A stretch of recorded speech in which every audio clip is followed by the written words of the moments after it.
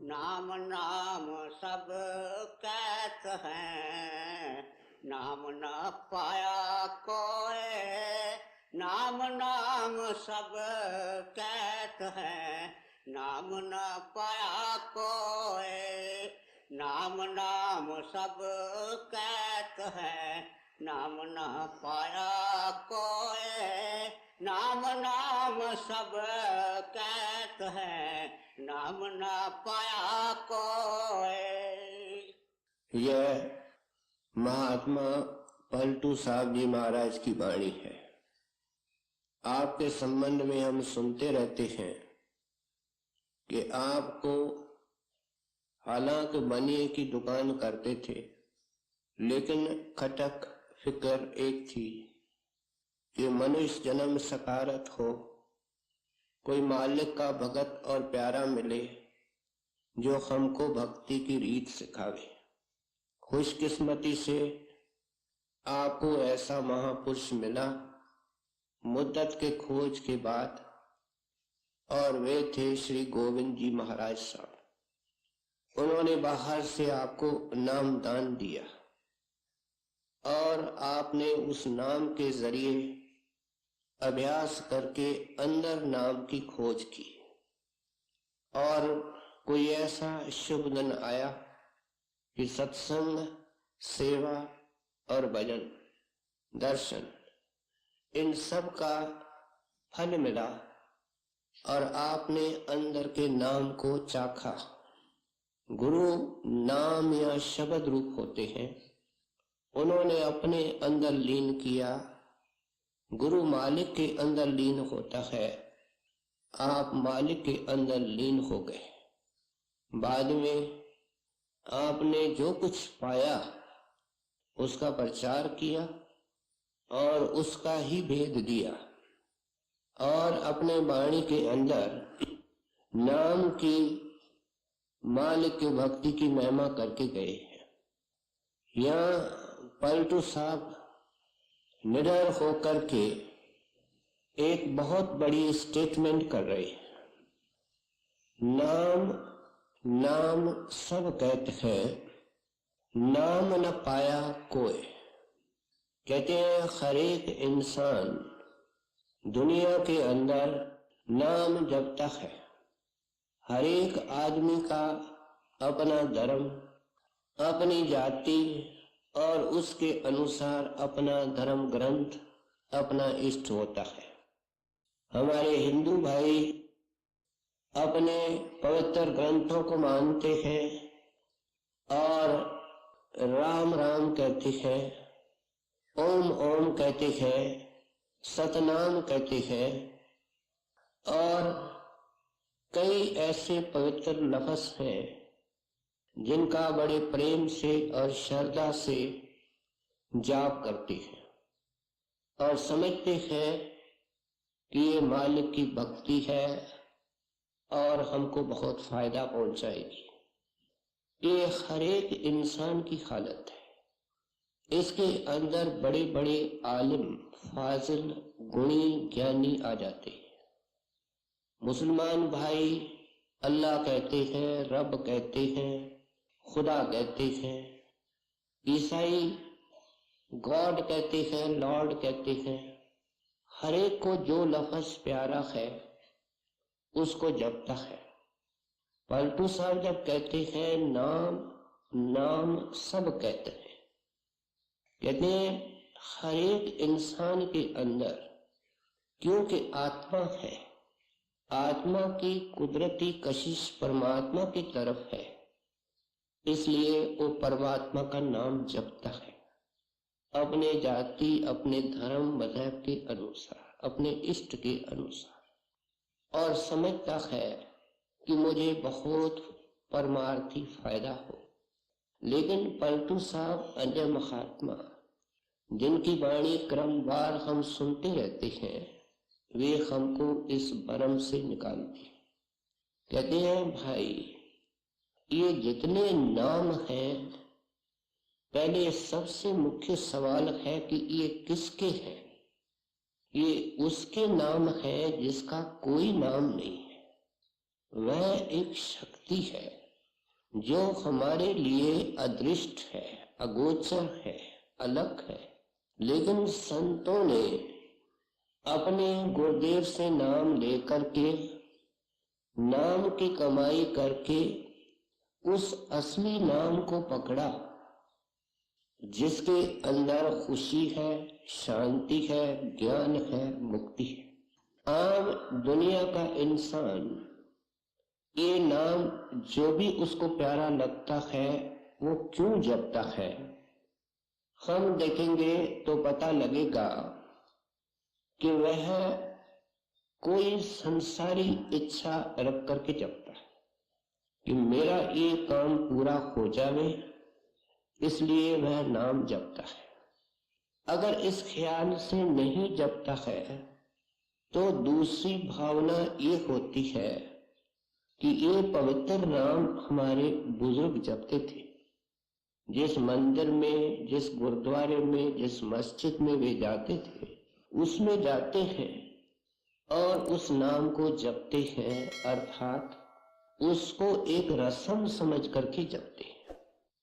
लेकिन संत महात्मा जो उस असली नाम की महिमा करते हैं वे समझाते हैं कि अगर केवल भगवान के खातर, खुदा परमात्मा के प्यार के खातर भी ये जपे जाए तो भी ये सिर्फ शुभ कर्म हो सकते हैं, ये हमारे को निजात, मुक्ति और सैल्वेशन नहीं दे सकते। इस भरम से पलटू साहब निकालते हुए आगे कहते हैं कि जपने को तो सारे ही नाम जपते हैं, लेकिन नाम न पाया कोई, किसी के पास नाम नहीं है, सारे नाम से खाली है, इसलिए दुखी है, इसलिए जन्म मरण के चक्कर के अंदर है। हम आम दुनिया के लेवल पर सोचने की कोशिश करें कि जब हमको प्यास लगती है तो पानी की तलाश होती है। अब पानी जो होता है वह एक चीज है और पानी लफ्ज कोई अलग चीज है, जिसको हम हिंदुस्तान के अंदर पानी या जल कहते हैं, उसको अंग्रेज वाटर कहते हैं, क्रिश्चियंस वाटर कहते हैं, उसी को हमारे मुसलमान भाई आब कहते हैं, ग्रीक और हिब्रू वाले उसको अक्वा या हेड्रो कहते हैं, चीनी किसी और नाम से, जापानी किसी और नाम से पानी को पुकारता है। लेकिन थोड़ा गहराई से सोचे कि उनका कोई भी नाम है लेकिन चीज एक है, वो पानी है जो पीने से प्यास मिटाता है। अब जब हमको प्यास लगती है तो हम पानी पानी कहते नहीं है, हम कुदरती पानी की तलाश करते हैं। मटका कहाँ है, सुराही कहाँ है, आजकल नए नए अप्लायंसेस हैं और हम झुकते हैं, गिलास झुकता है, पानी पीते हैं और शांत हो जाते हैं। हमने जुबान से कहा तक नहीं कि पानी चाहिए, पानी चाहिए। जब हमारी प्यास मिट गई तो हमने कहा तक नहीं कि अब हमारे अंदर शांति आ गई। देखिए, दुनिया के अंदर एक साधारण मिसाल है कि ये पानी जो चीज है, हमारा अर्थ उससे है। इंसान के मन ने और काल ने इसको लफ्जों के चक्कर के अंदर फंसा दिया है। कबीर साहब ने वाणी के अंदर लिखा, कोट नाम संसार ते, ऐसे किस्म के नाम जो लोग जपते हैं। जब से दुनिया बनी, कबीर साहब कहते हैं, करोड़ों की संख्या में है। कोट नाम संसार में ताते मुक्त न हो। प्यारे, ध्यान दे करके सुनो कि जब जब इंसान बना तुमने नाम जपा, लेकिन तेरा छुटकारा हुआ तो वापस क्यों दुनिया में आया है? ये जवाब है कि ये नाम का जपना तेरी मदद नहीं कर सकता, वो कोई नाम और है। ये जितने नाम है इसको महात्मा वर्ण आत्मिक नाम कहते हैं। लेखन और पढ़न में आया उसे वर्ण आत्मक काया। जिसको हम लिख सकते हैं, पढ़ सकते हैं, सुन सकते हैं, ये वर्ण आत्मिक नाम होते हैं। लेकिन जिस नाम की महिमा ये करती है वह धुन आत्मिक नाम है, अदृष्ट अगोचर नाम है।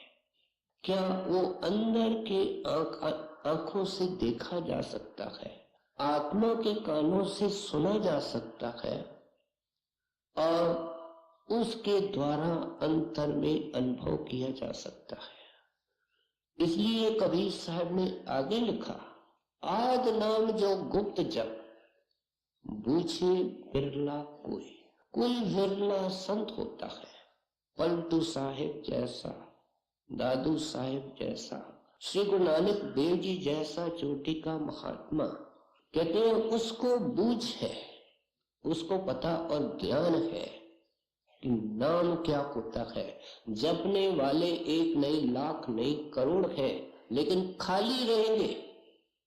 हमको झकोड़ा आता है कि इस नाम जपने की कोई कीमत नहीं। हमारा ध्येय इस दुखी संसार से छुटकारा है। संतों के वाणी का मकसद इशारा करना है कि जन्म मरण का कलंक कैसे मिटे। कहते हैं नहीं मिटा है न मिटेगा। जब तक तुम उस नाम को नहीं पकड़ोगे जिस नाम की ये महिमा करते हैं। अब मिश्री जो लफ्ज है वो लफ्ज है, अंग्रेजी में कैंडी है, लेकिन मिश्री कोई और चीज है। इस तरीके से अगर सर्दी के अंदर कोई आग आग कहेगा तो उसकी सर्दी नहीं जाएगी। अगर बीमार दवा करेगा तो उसकी बीमारी नहीं जाएगी। इस पॉइंट पे संत महात्मा लाना चाहते। अर्थ क्या कि जो लफ्ज जिसके तरफ इशारा करता है, जो बसाते खुद वो चीज है, अगर उसको नाम कहते हैं तो उसको नामी कहते हैं, जिसके ये नाम है। कहते हैं वो जो नाम है वो उस नामी के पास है जिसके ये नाम है। लेकिन ये मिलेगा कैसे, आज तक क्यों नहीं मिला? गुरु साहब इसका उत्तर देते हैं, राम राम सबको कहे, कहिए राम न खोए। कहते रहो, कुछ नहीं मिलेगा। गुर प्रसादी राम मन वसे, तब पल पावे कोय। कहते हैं किसी भाग वाले को कोई ऐसा महात्मा मिले, सतगुरु मिले, जो उस नाम के साथ जुड़ चुका है, समा चुका है, उसका रूप हो चुका है, उसकी कृपा हो, वो हमको बराबर बाहर से कोई वर्ण आत्मिक नाम देगा, लेकिन वो सिर्फ जरिया होगा उस धुन आत्मिक नाम को पकड़ने के लिए। जब वो धुन आत्मिक नाम मन के अंदर वस जाएगा तब फल पावे कोय, तब मन ठंडा होगा, शांत होगा और आगे का रास्ता खुलेगा। इस नाम की महिमा दुनिया के सारे ग्रंथों में है, परंतु साहब कोई नई शिक्षा हमारे सामने नहीं रखते हैं। चरणदास जी महाराज ने लिखा है, सकल श्रोमणी नाम है, सब धर्मन के माय। हर एक धर्म के अंदर पहले चोटी का महात्मा हुआ, उसने कोई धर्म नहीं बनाया, लेकिन जब वो चला गया तो कई कारणों से वो सेरिमोनियल एक धर्म बन गया। लेकिन फिर भी चरणदास जी महाराज कहते हैं कि अगर ऐसे महापुरुषों के वाणी की रिसर्च करोगे तो आपको नाम की महिमा मिलेगी। राजस्थान में एक महात्मा हुआ, उन्होंने लिखा, सुंदर सतगुरु यूं कहा, सकल श्रोमणी नाम। सुंदरदास जी महाराज कहते हैं कि मेरे सतगुरु ने बताया कि मुक्ति का दाता मुक्ति का साधन तो सिर्फ अंदर का नाम है, वह ज्योतिर्मय नाम है, वह धुन आत्मिक नाम है। सारे ग्रंथ साहिब को पढ़ो, पत्रे पत्रे के ऊपर नाम का जिक्र आता है। वो नाम क्या है? गुर का नाम महारस मीठा, लफ्ज़ नहीं है। बिन चाखे स्वाद न आए, न हमने चखा है न उसका रस हम जानते हैं। किसने चखा है? संतों ने चखा है, बड़ी कीमत देकर के वो चखा है, और अपने गुरुदेव से के हुक्म से हमको तरीका देते हैं कि हम उसको कैसे चख सकते हैं। इसलिए सारे संत महात्मा हमको इस लफ्जों के चक्कर से निकालना चाहते हैं। ये अलग अलग महात्माओं के संदर्भ इसलिए दिए जाते हैं कि 100 सियाना इको मत, जितने चोटी के महात्मा हुए हैं सबकी राय और शिक्षा एक है। मूर्ख अपनी अपनी, दुनिया के अंदर 100 बातें करने वाले हैं, सबको नमस्कार, लेकिन वास्ता नहीं। इसलिए आप उपदेश करते हैं कि जब तक वो नाम ही नहीं मिलेगा, नाम का रसिया, नाम का ज्ञाता, नाम का प्रकाश करने वाला महात्मा, आगे कदम नहीं खिसकेगा। इस तरीके से फारसी के अंदर एक सूफी दरवेश ने कहा अपनी भाषा में, आपने फरमाया इस्म रा खाही, ए बंदा तेरे उद्धार नाम से होगा, नाम चाहते हो, इस्म रा खाई तो क्या कर, रहो मुसम्मा रा बज्जू, निकलो घर से बाहर और उसकी तलाश करो जो उस नाम का खजानची है, जो नाम का भंडारी है, उसको मुसम्मा कहते हैं। बे मुसम्मा, अगर तुमको ऐसा नाम का दाता नहीं मिला, बे मुसम्मा इस्म के बाशत निको, तुमने बहुत जपा लेकिन मिला कुछ नहीं, न मिलेगा कुछ। महात्मा निडर होकर के नहीं समझाएंगे तो हमारे दिल के तहखानों के अंदर जो जन्मों जुगों का अंधेरा है वो कैसे निकल सकता है? जब तक हमको झकोड़ा नहीं आएगा, जब तक हमको रूढ़ियों से निकाल करके उस रोशन और सही राह पर नहीं लाएंगे। इसलिए कहते हैं कि ये जो भेद होता है इसका राज संतों के पास होता है। गुरु साहब ने वाणी के अंदर लिखा कि नानक नाम घट अंतर वसे, कितना साफ है। कहते हैं वो नाम जिसको पाकर के तू तृप्त हो सकता है और तेरे जन्म मरण का दाग मिट सकता है, वो तुम्हारे घट में है। आंखों से ऊपर पिछले द्वार को सुना, उसको अधर और घट कहते हैं। नानक नाम घट अंतर वसे, मिलेगा कैसे? गुरु कृपा ते पावनिया, जब कोई महापुरुष कृपा करेगा तब उसका भेद लगेगा और उसको पाने की उम्मीद हो सकती है। इसलिए सारे संत महात्मा अगर उनके जीवन को भी देखेंगे, पलटू साहब ने क्या किया, ऐसे नामी के पास गए, सतगुरु के पास गए, उन्होंने दया की, आपने मेहनत की और वो अंदर का नाम प्रकट हुआ और समझा रहे हैं, प्यारे ये विधि अपनाओ, ये तरीका अपनाओ, तब जाकर के तेरा रास्ता मुक्ति का रोशन हो सकता है। जब गुरु नानक देव जी के जीवन पर कई जन्म साखियां लिखी हुई है, एक गुरमुखी या पंजाबी में है। हजूर महाराज जी तो उसका सफा या पेज बताया करते थे कि 176 सफ़े पर ये लिखा हुआ है कि श्री गुरु नानक देव जी सफर करते करते सियालकोट पहुंचे। ये इलाके इस वक्त पाकिस्तान में है और उससे थोड़ा पास में एक गांव था, उस गांव का नाम मिट्ठन था और वहां एक पीर रहा करता था जिसका नाम मिट्ठन शाह था। शायद उसके कारण उस गांव का नाम पड़ा हो। गुरु साहब ने किसी गांव के कोने में जाकर के सत्संग शुरू किया। परवाना कभी दावत नहीं देती, जोत कभी दावत नहीं देती है, परवाने अपने आप उड़ करके आते हैं। जिनके नसीब में संतों का दर्शन था वे गुरु साहब के सत्संग में आने लगे।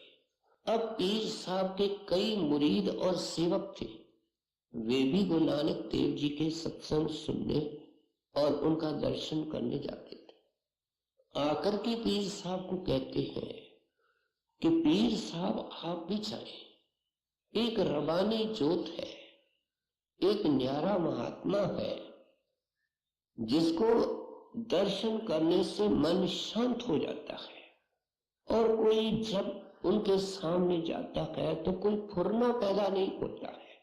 फिर वे मुसलमानी ग्रंथों का संदर्भ देकर के नाम की और कलमे की महिमा करते हैं।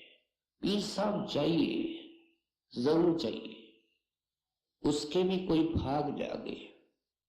पीर साहब क्या मिठन शाह एक दिन गुरु नानक देव जी के सत्संग में आया। संतों महात्माओं के सत्संग के अंदर कोई कथा वार्ता ही नहीं होती है। इस वक्त हम पलटू साहब के द्वारा उस अंदर के नाम की, सच्ची नाम की महिमा सुन रहे हैं, जिसको अंग्रेजी महात्माओं ने वर्ड कहा है, होली घोस्ट कहा है, अनस्ट्रक मेलोडी कहा है।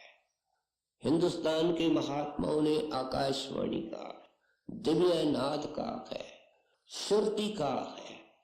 हमारे वेदों के अंदर एक खास चैप्टर है, हिस्सा है आध्यात्मिक, उसको उपनिषद कहते हैं। उसके अंदर उस अंदर के नाम को उद्गीत कहा गया है कि ये बाहर के गीत उसके महिमा में है, लेकिन वो गीत निरंतर आपके अंदर है, जिसको गुरु साहब ने अखंड कीर्तन कहा, गुरबाणी कहा। बाणी के आगे गुरबाणी कहा, क्योंकि गुरु की कृपा से ये हाथ आती है। हर कथा कहा। देखिए, कोई कथा है जो खरी करता है। अंग्रेजी महात्माओं ने उसी चीज को, हर कथा को दूसरे लफ्जों में कहा, वॉइस ऑफ गॉड, परमात्मा की आवाज। मुसलमान दरवेशों ने वही बात की, नेताए सुल्तानी, नेता आवाज, सुल्तान वो परमात्मा। कहते हैं वो कुल करतार की आवाज है। अगर किसी इंसान को अब देख नहीं पाते हैं, लेकिन उसकी आवाज को सुन लेते हैं, आवाज के पीछे जा जा करके हम उस आदमी तक पहुंच सकते हैं। ये हमारा संसारी अनुभव है। जब गुरु से नाम लेकर के ये अंदर जाता है तो इसको पता लगता है कि उस शब्द के अंदर से ही गुरु आया है, और बात उसने हमारे को समझा बुझा करके अंदर ले जाने के लिए बाहर से नाम बख्शा है, और वो शब्द की सीधी सड़क है जो परमेश्वर के घर तक जाती है। तो पीर साहब सुनते रहे उस नाम की और कलमे की महिमा, और जब सत्संगी सारे चले गए तो पीर साहब खामोश बैठे, नजदीक आकर के अर्ज करते हैं कि ऐ महापुरुष, जिस नाम के अंदर इतने महारस के भंडार हैं, जो एक निराली चीज है, जो खंडों ब्रह्मांडों का ज्ञान और खुदा का ज्ञान देने वाली है, उसकी जरा झलक हमको दिखा दो, उसकी झलक जरा हमको सुना दो। तो मियाँ मिठा को गुरु साहब कहते हैं कि मियाँ ये ऐसी सस्ती चीज नहीं है। इसके लिए वर्षों तक साधुओं ने, महात्माओं ने, महापुरुषों ने रोया है, मेहनतें की है, रातों को जागा है। जिन्होंने जाग करके रोया है और अभ्यास किया है, ये उनको चीज मिलती है। लेकिन कोई ऐसी शुभ घड़ी आ गई थी, मियाँ मिठा कहने लगा कि महाराज नाम न दीजिए, लेकिन नाम की झलक मुझे दे दीजिए, आपके हाथ में सब कुछ है। गुरु साहब ने कहा कान में अंगूठे डालो, कुछ सुनाई देता है, कुछ भी नहीं सुनाई देता। अच्छा उठो। एक पेड़ के नीचे नजदीक ले गए, गुरु साहब ने उनको बिठाया और अपनी अटेंशन और दया महर की दृष्टि दी, सिर पर हाथ रखा, मियाँ मिठा की समाधि लग गई। मैंने कहा वो नाम खट में है, खट में जाने से बाहर के पट बंद हो जाते हैं। इस शरीर का दौरा चलता रहता है, प्राण चलते रहते हैं, लेकिन ये दुनिया से बेखबर होता है, अंदर बाहोश होता है, आनंद लेता रहा। गुरु साहब ने बाहर लाया। उस वक्त मियाँ मिठा से गुरु साहब ने आगे होकर के पूछा कि ऐ मिठन, तू पूछ रहा था कि उस नाम का रस कैसा है, अब मैं तेरे से पूछता हूं, तुम बताओ उस नाम का रस कैसा है। बोले कौन? गूंगे का गुड़ बाणी के अंदर जो कहा गया वो इस चीज को कहा गया। गूंगा केवल इशारा करता है। पलटू साहब इस वक्त क्या कर रहे हैं? ये गूंगे का गुड़ है, नाम हमारे सामने नहीं है, लेकिन नाम की महिमा कर रहे हैं, क्योंकि आपने उस नाम का अनुभव किया है, नाम का रूप बने हैं। मियाँ मिठा बार बार शुक्र के आंसू बहा रहा।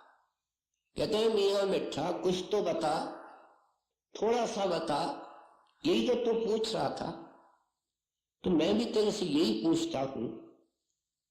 तो मियाँ मिठा जब कोशिश करता है तो बोलता है कि लाखों खुशी, शांति और आनंद की लहरें सारे शरीर के अंदर व्यापक हो गई। ऐसी वो अद्भुत रसीली चीज है, अभी भी उसकी शांति और ठंडक मेरे शरीर के रोम रोम में मौजूद है।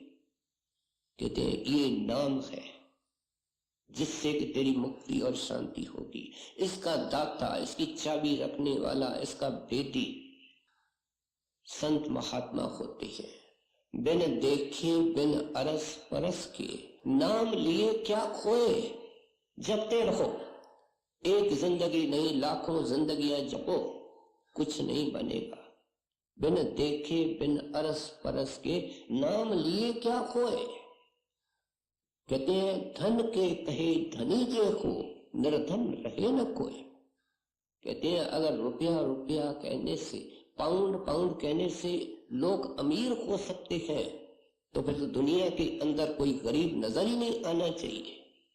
सारी दुनिया नाम जपती है। चोर चोरी करने निकलता है तो ध्यान करता है, नाम जपता है। क्यों? कि मैं चोरी करने के अंदर कामयाब हो जाऊं और पकड़ा न जाऊं। तो सारे नाम जपते हैं, लेकिन वो नाम निराला है, न्यारा है, और वो अंदर में है। उसका भेद उनके पास है जो उस नाम से एक हो चुके हैं। नाम और परमात्मा की एकता है।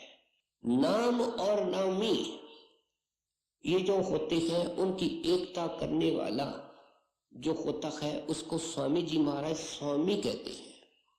एकता नाम और नामी करावे जो मिले स्वामी। कहते हैं इस वक्त नाम और नामी अलग है। इनकी एकता कब हो सकती है? आत्मा उस परमात्मा को कब मिल सकती है? जब तुमको नामी मिलेगा, स्वामी मिलेगा, उस नाम का दाता और रसिया महात्मा मिलेगा। अब संतों की वाणी का विषय कोई उधार मत नहीं है। जिंदगी में कैसे मिले, इसके लिए पलटू साहब को हम आगे सुने। नाम नाम सब कहत हैं, नाम ना पाया कोई। नाम नाम सब कहत हैं, नाम ना पाया कोई। नाम ना पाया कोई, नाम की गत है न्यारी। वही शख्स को मिले जिन्होंने आशा मारी। अब पलटू साहब कहते हैं कि पहला शर्त ये है, वही शख्स को मिले जिन्होंने आशा मारी।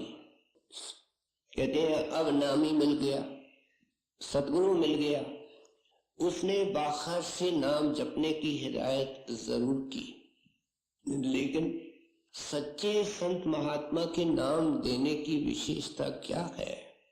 क्योंकि वो शब्द रूप और नाम रूप होते हैं।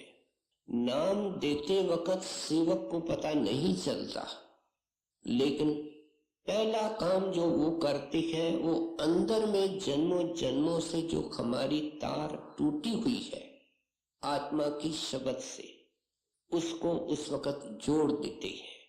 ये काम सिर्फ वो महात्मा कर सकता है जो शब्द रूप है। ये सारी वाइटल और क्रूशल टीचिंग है जिसको आम दुनिया के लोग समझ नहीं पाते हैं, और वो कनेक्शन करके फिर बाहर से नाम देते हैं कि इस नाम की कमाई करो, इसका अभ्यास करो, तो तुमको पता चलेगा कि तेरी आत्मा परमात्मा से मिल सकती है और अंदर में उसका कनेक्शन है।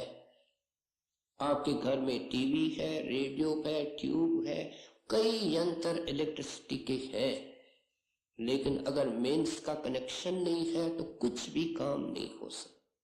ये दुनिया सारी हमको दुख रूप इसलिए नजर आती है केवल बाहर का एक धोखा और बहाना है। कोई दुनिया में सुखी नहीं है। जब राजे महाराजे चिल्लाते रहे कि हम दुखी और महादुखी हैं, तो मोटे अकल की बात है, कौन सुखी है? इसलिए कहते हैं कि पहले तो जिसने तुझे दुखी किया है उस बात को तुम नहीं समझ पाते हो, वो तुम्हारी इच्छा ने तुमको दुखी किया है। ये इच्छा पैदा कौन करता है? मन करता है। मन निरंतर संकल्प विकल्प और फुरने और ख्याल, ये क्या है? मन एक बंडल है ख्यालों का, निरंतर उस जिसको पेंडोरा बॉक्स की मिसाल दी गई, जिसके अंदर से निरंतर फूट फूट करके विचार निकलते हैं, लेकिन ये कई किस्म के विचार निकलते हैं। जब हम कोई चीज देखते हैं, कोई प्राणी देखते हैं, कोई पदार्थ देखते हैं, अच्छा लगता है, बुरा लगता है, तो मन उसके बारे में बार बार सोचना शुरू करता है। जब किसी चीज या प्राणी के बारे में हम बार बार सोचते हैं तो धीरे धीरे वो एक इच्छा का रूप लेता है, और इच्छा के बाद क्या होता है? प्रबल इच्छा, जरूर मिलना चाहिए।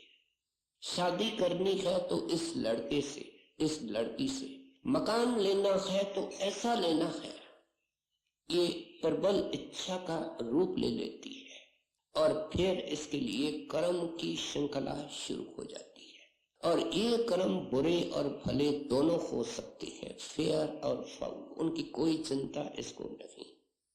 और नतीजा ये होता है कि इसकी चिंता इसको बांध लेती है। और सवालों का सवाल है कि आज तक कोई ऐसा बंदा पैदा हुआ जिसकी इच्छाएं पूरी हुई और मन ने आगे को इच्छाएं पैदा नहीं की। अवल जितनी इच्छाएं मन पैदा करता है सब तो किसी की पूरी नहीं हो सकती। थोड़ी सी जब पूरी होती है तो हमारा अनुभव है मन और इच्छाएं पैदा कर देता है, और अंत समय क्या होता है? अनेक इच्छाएं होती है जो पूरी नहीं होती है, अनफुलफिल्ड रह जाती है, और उसका कितना गंभीर नतीजा निकलता है, इसके लिए महापुरुषों ने हमको सावधान किया। जहां आशा तहां वासा। अगर तेरी कोई इच्छा बाकी रह गई, ऐ बंदा तेरे अंदर तो पता नहीं कितनी इच्छाएं हैं, तो तेरे को खींच करके वापस दुनिया के अंदर वो इच्छाएं लाती है। पलटू साहब ने, कबीर साहब ने और संतों ने एक ऐतिहासिक मिसाल दी है कि हिंदुस्तान का एक राजा था, उसका नाम जर भरत था, और उसको इतना वैराग आया कि उसने राजपाट छोड़ दिया, जंगल में जाकर के तपस्या करने लगा। वर्षों तक उसने तपस्या की। एक दिन सुबह को जल्दी निकलता है, नदी के किनारे नहाने को जाता है, देखता है रास्ते के अंदर हिरनी का कोई छोटा सा बच्चा पड़ा है। लगता ऐसा था कि हिरनी ने उसको जन्म दिया, लेकिन किसी जानवर ने हिरनी का पीछा किया, वो बच्चे को छोड़ करके खुद भाग गई। राजा जर भरत को दया आ गई। ये असहाय है, मजबूर है, एक दिन का है, उसका नहाना भी रह गया, उसको उठा करके झोंपड़ी में लाया। दया भाव पहले पहले मन ऐसे लाता है। आकर के उसकी सेवा करने लगा। अब वक़्त तो वक़्त होता है। जो हिरनी के बच्चे के सेवा में वक़्त लगने लगा, वही भजन बंदगी से वक़्त कम होने लगा। और कोई वक़्त आया, जो कोई ऐसा भी समय आया कि उसका ज्यादा वक़्त इसी सेवा में लगने लगा। मौत किसी का लिहाज नहीं करता। वो निश्चित समय पर घंटा बजा देता है, वारंट ले आता है, और इसका अंत समय आ गया। राजा जर भरत, जो तपस्वी जर भरत था, अब जब अंत वेला आता है तो प्राणी को पता चल, अंत वेला आता है तो प्राणी को ये अंतिम वक़्त है। उस वक़्त उसके मन पर और इच्छाएं तो थी इतनी नहीं, इच्छाओं से तो मन कभी खाली रहता ही नहीं। लेकिन जो सबसे प्रबल इच्छा थी वो हिरनी के बच्चे की थी कि ये असहाय है, दौड़ नहीं सकता, भाग नहीं सकता, अगर यहाँ रह गया इसको शेर खा जाएगा, बाघ खा जाएगा, इसका क्या होगा। और ये सोचता सोचता इसके प्राण छूट गए। अब राजा जर भरत का या तपस्वी जर भरत का क्या हुआ मरने के बाद, ये कौन बता सकता है? क्या हम अंधे अज्ञानी जी? ये संत बता सकते। और पलटू साहब ने ही बताया, और अपने वाणी के अंदर हमारे को सावधान करने के लिए लिख करके गए। पलटू हिरण के कार ने जर भरत लिया अवतार, बीज वासना को जरे तब छूटे संसार। तुमने संसार को छोड़ने की और संसार से अपनी चुनरी छुड़ाने की कितनी कोशिश की है हम जानते हैं, तू भी नहीं जानता है। तुमने बहुत पुण्य दान किए हैं, जब तक किए हैं, लाखों कोशिश की है, लाखों लाखों बार तुमने नाम जपा है, लेकिन तेरी आजादी नहीं हुई। क्यों? कि बीज वासना को जरे तब छूटे संसार। संसार तेरे को नहीं छोड़ेगा। संसार की तमन्नाएं तेरे अंदर बसी हुई है, उन तमन्नाओं ने तेरे को खींच करके संसार में लाना है। कहते हैं देखो जर भरत की कितनी बड़ी तपस्या थी, लेकिन अंत समय के एक ख्याल ने उसको क्या किया कि वो राजन, वो तपस्वी हिरण बना। इसका जिक्र कबीर साहब ने अपने वाणी के अंदर किया। मृग के प्रेम बस जर भरत धरी फिर दे। कहते हैं देखो एक से सिर्फ प्रेम किया और उसका नतीजा ये हुआ कि वो हिरण बन गया।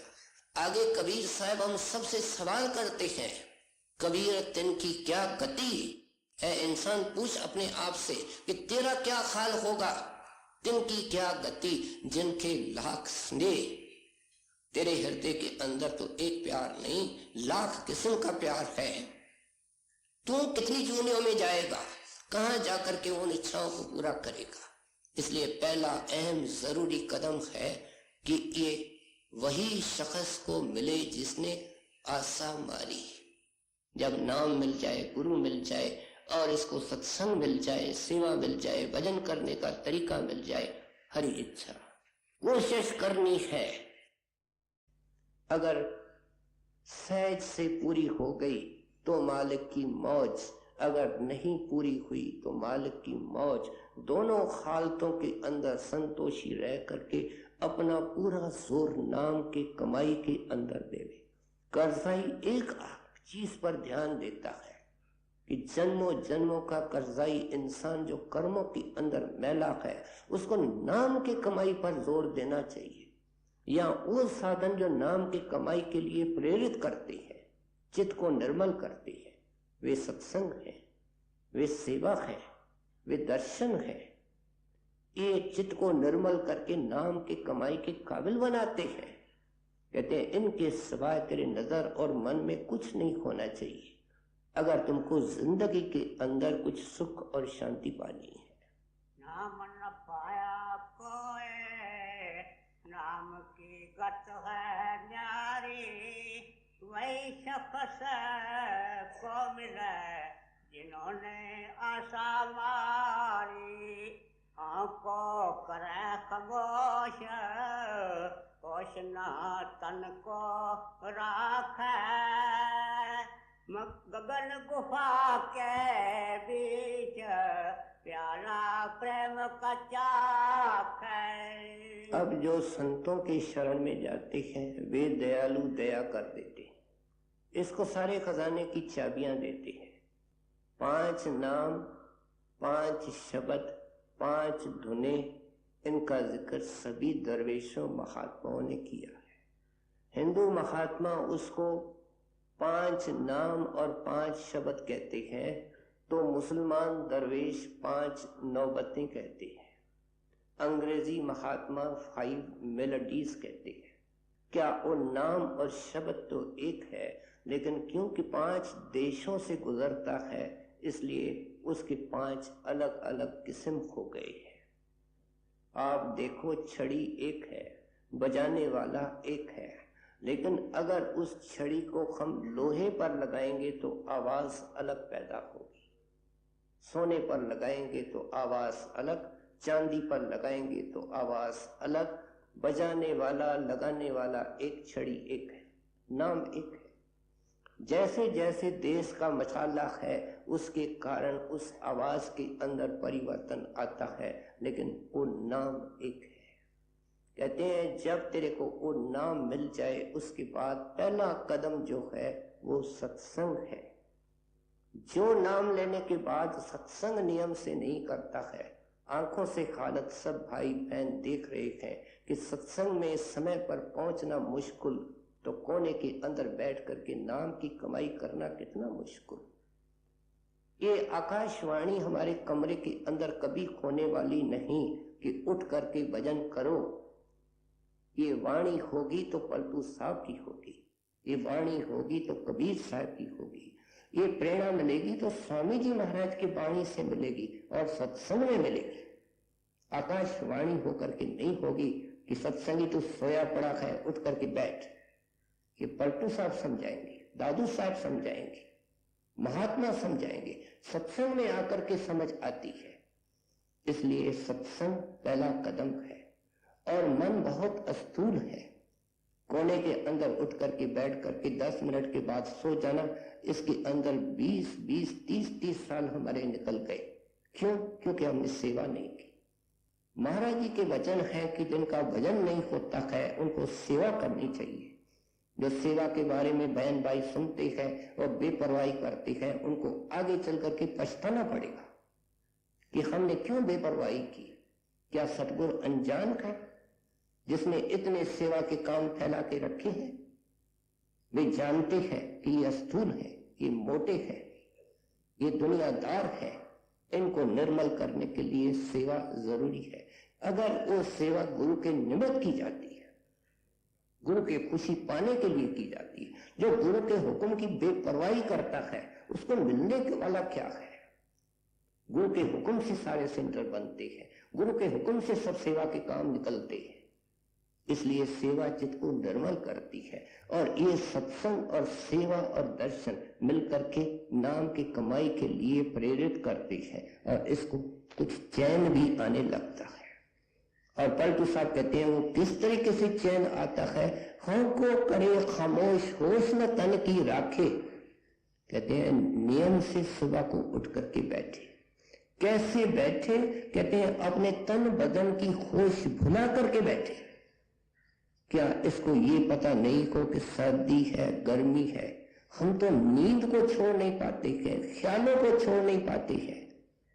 ये तो उसको चीज मिलती है जो जिंदगी के अंदर सच्चा त्यागी बनता है। और सच्चा त्यागी कौन है? आप पहले बता चुके हैं, जिन्होंने सब इच्छाएं छोड़ दी है। एक तमन्ना रखी है, एक ख्वाहिश रखी है, एक विरह है उसके अंदर जो उसको हमेशा तंग करती रहती है। जिंदगी घटती जाती है, नाम से दूर पड़ा हूं, गुरुदेव कब काम होगा, कैसे होगा, एक खटक, एक फिक्र, ये उसको सताती है। इसलिए आप कहते हैं कि ये हालत उसकी होती है जो दुनिया को भुला करके बैठता है। हम वहां बैठे बैठे अगर हमारे ऊपर कोई संकट है, हम बहुत निर्धन है और हमको पता लगता है कि एक धनवान पुरुष है, न सिर्फ धनवान है लेकिन दयावान भी है, जब उसके सम्मुख जाती है तो हमको पता है वो कुछ भी दे सकता है और कितना भी दे सकता है। उस वक्त हमारी आवाज कैसी होती है, हमारे दिल का हाल क्या होता है, हमारी पुकार कैसी होती है। और वो दयालु पता नहीं किस वक्त खुश होकर के झोली के अंदर डाल दे। इस तरीके से होकर के, क्या नाम करा ग्राहक बन करके, क्या भिखारी बन करके, आजिज बन करके, गुनहगार समझ करके, सतर्क होकर के, क्या उस साहिब के पास, धनवान के पास जाकर के भिखारी को नींद आती है? उसका तो सारा ध्यान उस भिखारी के चेहरे पर होता है, उस धनवान के चेहरे पर होता है कि मैं जो अर्ज कर रहा हूं उसको वो कैसे सुन रहा है, क्या कुछ मिलेगा भी। कहते हैं पूरा ध्यान गुरु के स्वरूप में रखो। अगर स्वरूप नहीं आता है तो अंधेरे के पीछे स्वरूप है, स्वरूप है। तेरे गुनाहों का अंधेरा उसको छिपा के बैठा है, तेरे मन की अस्तूलता है जो तेरे को नजर नहीं आता, लेकिन वो तेरे को देख रहा है। उस अंधेरे के अंदर लगातार गेज करना है और नाम का स्मरण करना है। क्या मन को थॉटलेस करना है, सारे खुलने बंद करने हैं ये सिमरन के द्वारा, और मन को मोशनलेस करना है, स्थिर करना है वो ध्यान के द्वारा। अगर ध्यान नहीं तो नरक को उस अंधेरे के अंदर जमा के रखने से पीठ को सीधा रखना है, क्योंकि जो शब्द का सिमटाव होता है वो पीठ के नाले से, स्पाइनल कार्ड से होता है। और उस वक्त ये भिखारी बन करके बैठेगा, हमको करे खामोश, होश न तन की राखे, गगन गुफा के बीच प्याला प्रेम का चाखे। कहते हैं फिर इसको प्रेम का प्याला मिलता है जब इसके हाथ पैर सुन होते हैं, दर्द सुन होता है, इनकी आंखों की पुतलियों तक शरीर सुन हो जाता है, और ये नई दुनिया के अंदर एक नई देह धारण करके प्रवेश करता है। वो दुनिया न्यारी है और सत्संगी का शरीर भी न्यारा है। ये शरीर यहाँ रह जाता है, जैसे मैंने अर्ज करी, पूरा काम ये शरीर करता है। प्राण चलते हैं, पल्स चलती है और खून का दौरा चलता है। इसके सेहत में कोई फर्क नहीं आता है, कितने भी घंटे बैठे, बिठाने वाला बिठाता है।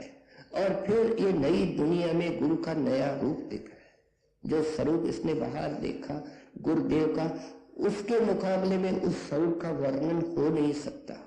उसको देख देख करके वो उसके अंदर डिसॉल्व हो जाता है, जैसे बर्फ अपने आप पिघलने लगती है, क्योंकि वातावरण के अंदर गर्मी है। इस तरह आप छोड़ गुरमाए समाओ, फना फी अल शेख, वो फना हो जाता है और गुरु अपना शब्द रूप उनके साथ शब्द को जोड़ करके ऊपर जाता है। कहते हैं आखिर जब प्रेम के प्याले का जिक्र हुआ, कबीर साहब ने किया है, हमारे हिंदुस्तान के सभी महात्माओं ने किया है, मुसलमान सूफी दरवेशों ने किया है।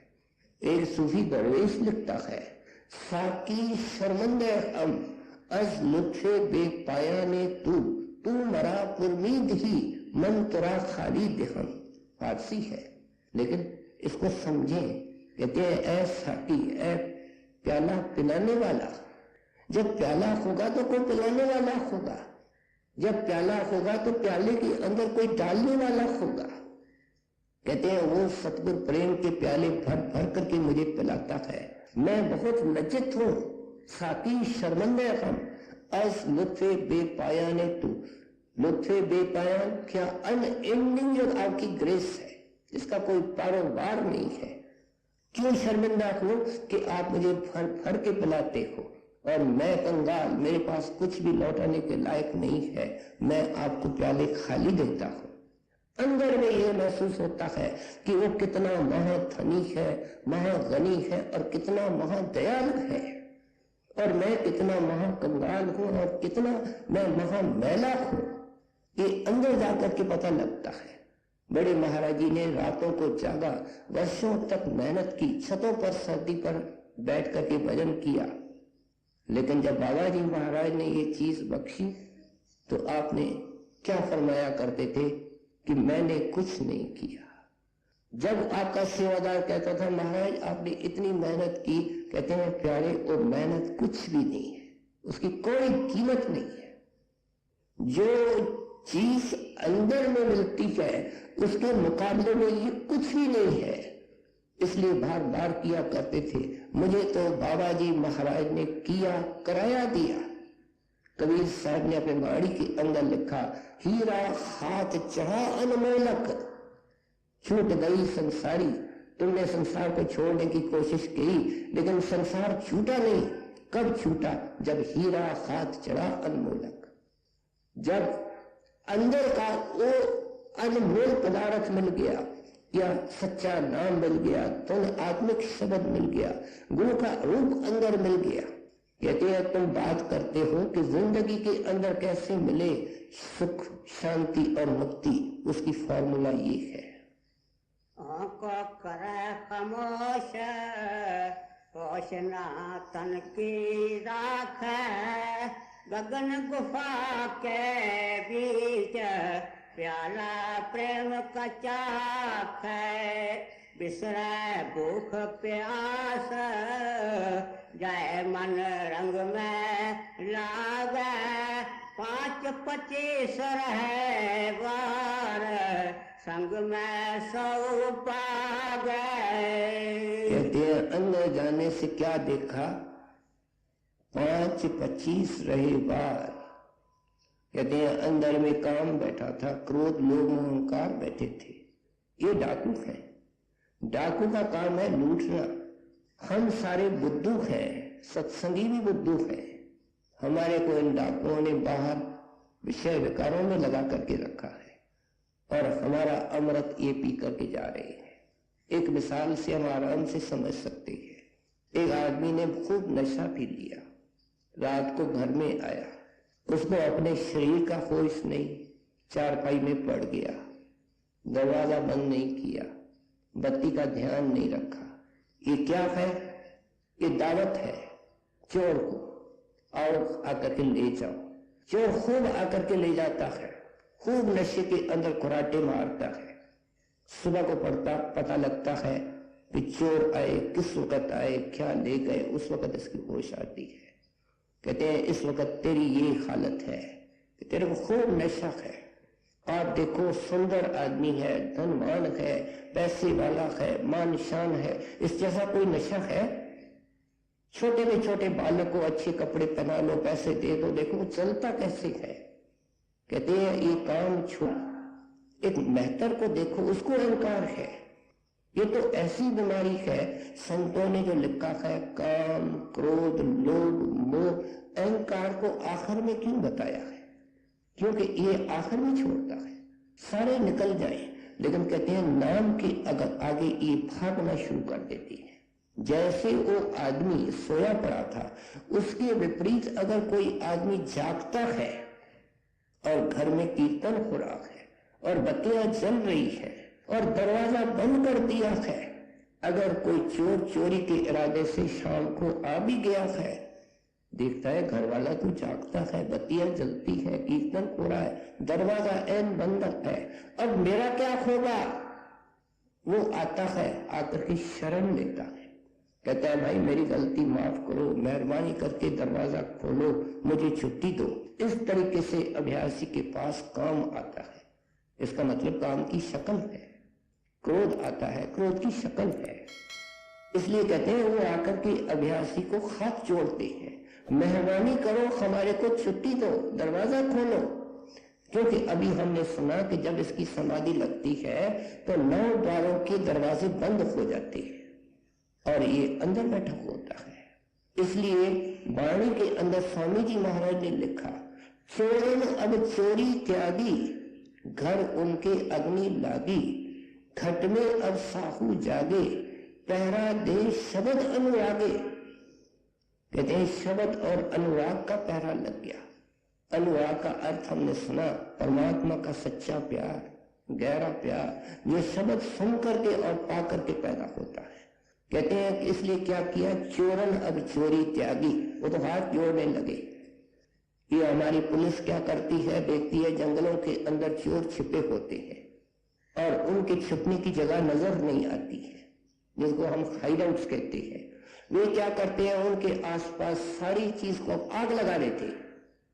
जब आग लगाते हैं तो उन चोरों के हाइडआउट्स को और घोंसलों को भी आग लगती है वो निकलते हैं, भागते हैं और किसी दूसरी जगह जाकर के शरण लेते हैं। इस तरह से काम कहता है भाई छुट्टी दो, मैं कोई और घर जाकर के बसाऊंगा। क्रोध कहता है मुझे छुट्टी दो। फिर 25 का जिक्र करते हैं और 25 प्रकृतियां हैं। ये जैसे हमारे को डर है, कोई इंसान डर से खाली नहीं है, ये डर का इंस्टिंक्ट है, ये डर की प्रकृति है। ऐसे जैसे इंसान को परमात्मा ने भूख दी है, नेचर ने भूख दी है, तो ये भूख का इंस्टिंक्ट है, ये काम है, ये काम का इंस्टिंक्ट है। इस तरह कहते हैं ये 25 किस्म की हमारे शास्त्र बताते हैं।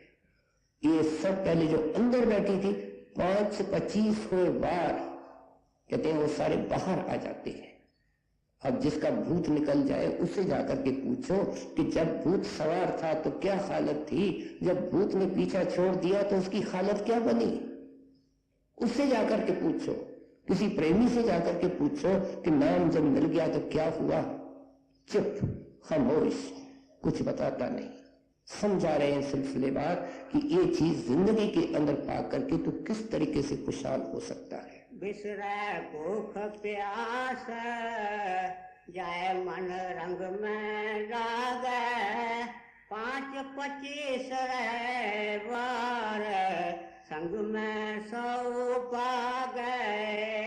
आप रहे अकेले बोले बहु मीठी बाणी सुनता अब वह बने का मैं कहूँ बखानी।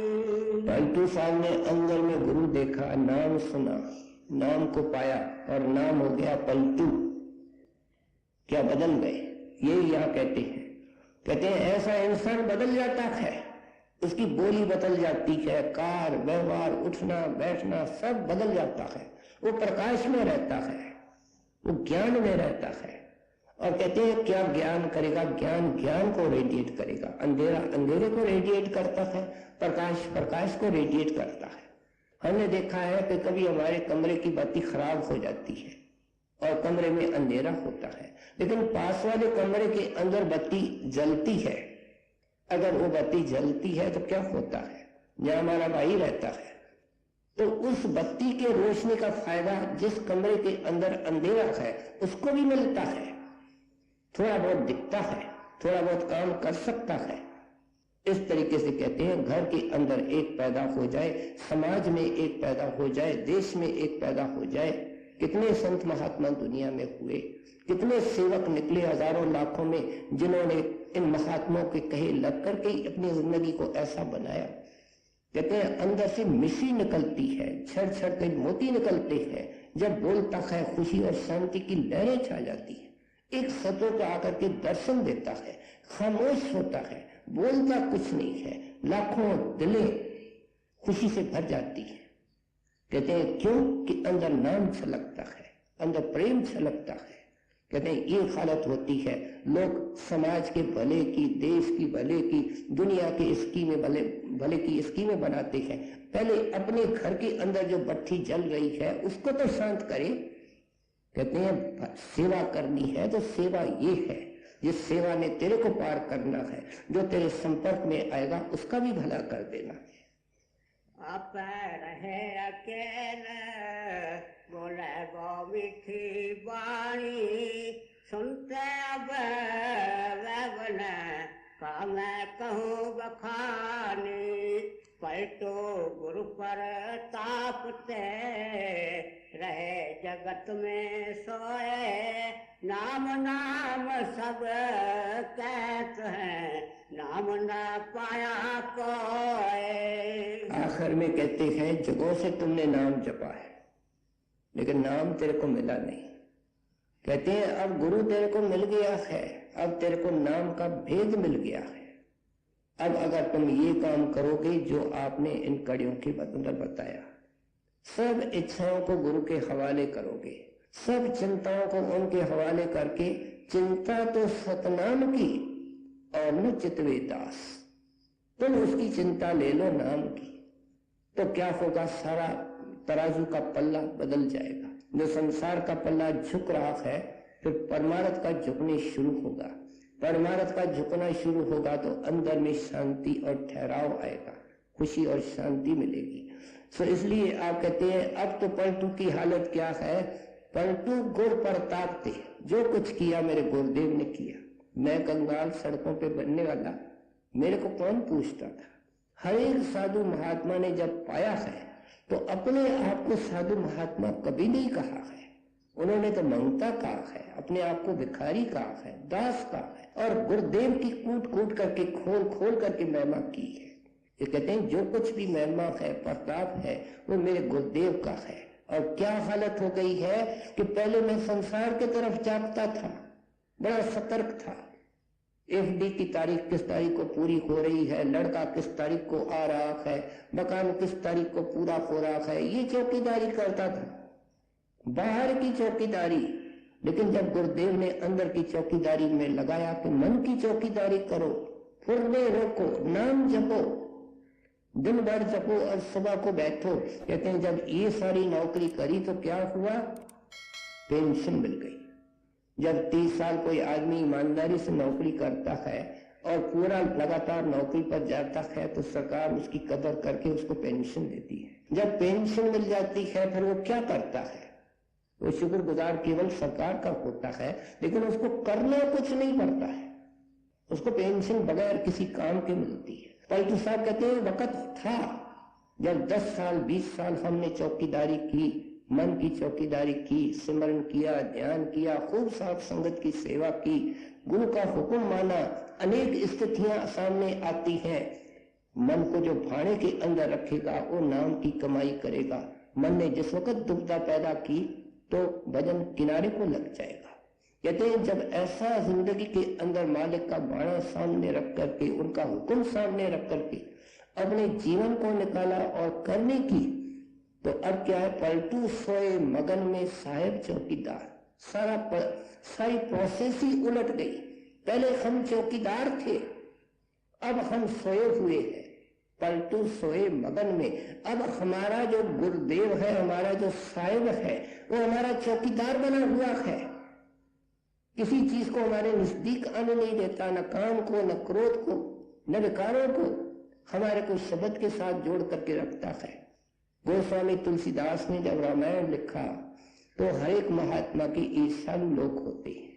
जो ईर्ष्यालु लोग थे वो समझते थे इनका ज्ञान सारा इस किताब के अंदर बंद है, इस ग्रंथ के अंदर बंद है, इस ग्रंथ की चोरी कर लो, इसकी कोई कदर नहीं होगी। अब वो ताक में रहते थे कि तुलसीदास जी घर से बाहर निकले, ये ग्रंथ तो घर में छोड़ के जाते हैं, तो इसकी चोरी कर ले, इसका ज्ञान भी जाता रहेगा।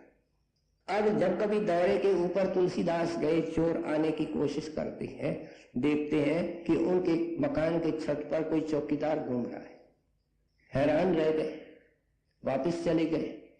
फिर तुलसीदास आ गए और कोई ऐसा मौका बना कि दौरे में निकले। वो इसी ताक में थे कि इसके ग्रंथ की चोरी कर लें। वो वापस आए, देखते हैं कि चौकीदार खड़ा है और पहरा दे रहा है, छत पे घूम रहा है।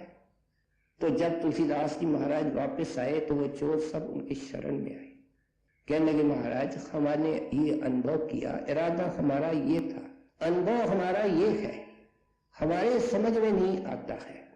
तो गोस्वामी तुलसीदास ने कहा भाई मैं तो रहा ही नहीं, अब रहा है स्वामी। ये आपको जो छत पर नजर आता है वो मेरा स्वामी है, मेरा गुरुदेव है। कहते हैं ये हालत हो जाती है, लेकिन होती गुरु के प्रताप से है और इसके यत्न और मेहनत से है। अच्छी तरह पलटू साहब ने समझा दिया कि दुनिया के लोग नाम जपते हैं, बंदा बहन भाई तुमने भी नाम जपा है, अभी भी जप रहे हो, गुरु का नाम भी जप रहे हो, तो ऊपर ऊपर से जप रहे हो, विधि पूर्वक जपो, तरीके से जपो, युक्ति से जपो। जो तुमको नाम के देते वक्त गुरु अच्छी तरह समझा देता है, लेकिन हमारे को हर चीज का ध्यान होता है। अगर कोई बेपरवाही है तो नाम की है। ये संत अपने वाणी के द्वारा हमको सावधान करते हैं, जगाते हैं कि ऐ सत्संगी तेरी जिंदगी का मकसद क्या है। पलटो गुरु प्रताप थे, रहे जगत में सोए, नाम नाम सब कहते, नाम ना पाया कोई।